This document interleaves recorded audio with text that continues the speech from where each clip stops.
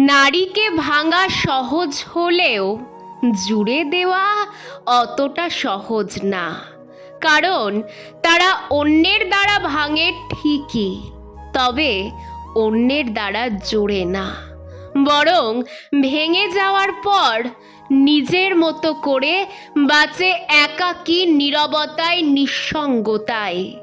কারণ সে ভাঙার আগে তার সর্বোচ্চ দিয়ে চেষ্টা করে তাকে যেন ভাঙা না হয়।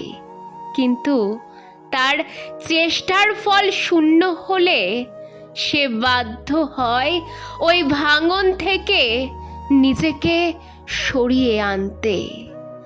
অভিমান করতে করতে মেয়েরা একদিন বুঝে যায় তার আবেগ অনুভূতির কোনো মূল্যই নেই সেই মানুষটার কাছে। ধীরে ধীরে নিজেকে গুটিয়ে নেয় তখন।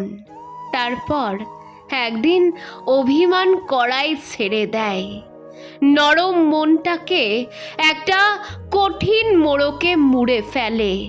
তারপর তাকে কে ভালোবাসলো, কে বাসলো না, কে পাত্তা দিল, কে পাত্তা দিল না, তাতে তার কিছুই যায় আসে না।